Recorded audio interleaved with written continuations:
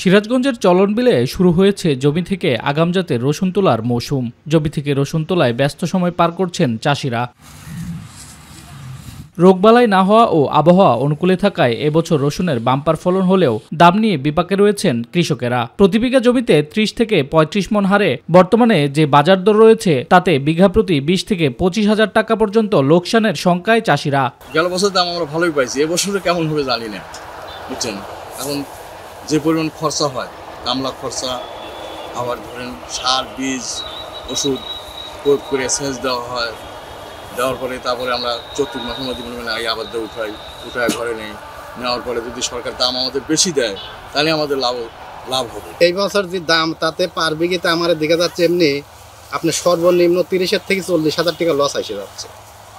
এখন ঘরে ওঠাচ্ছি যদি সরকার মনে করেন যে আমার মুখের দিকে তাকায় যদি বাজার দিক একটু ভালো দেয় তাহলে হয়তো আমার সামনে আবার করা সম্ভব। চাষিরা বলছেন বীজ ও সারের বাড়তি দামের কারণে প্রতি বিঘা রসুনে যে পরিমাণ খরচ হয়েছে তা তুলতে গিয়ে বিপাকে তারা।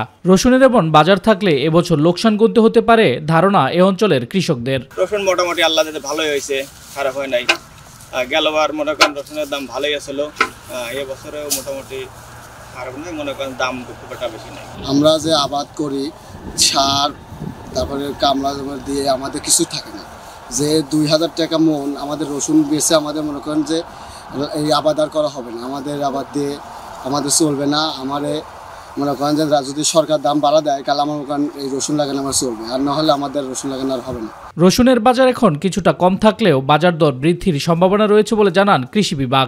শুরুর দিকে যেহেতু একটু দাম কম পাচ্ছে, আশা করছি কিছু সময় পরে তারা হয়তো পর্যাপ্ত দাম পাবে, এবং আমরা কৃষকদের পরামর্শ দিয়েছি যে এটা ১ মাস সংরক্ষণ করে পরে বিক্রি করতে, তাহলে তারা তাদের বাজার মূল্য পাবে। তারাস উপজেলা কৃষি অধিদপ্তরের দেয়া তথ্য অনুযায়ী উপজেলায় এবছর ৪৭৫ হেক্টর জমিতে রসুনের আবাদ হয়েছে। শামস তাবরিজ উচ্ছ্বাস, মাই টিভি নিউজ ডেস্ক।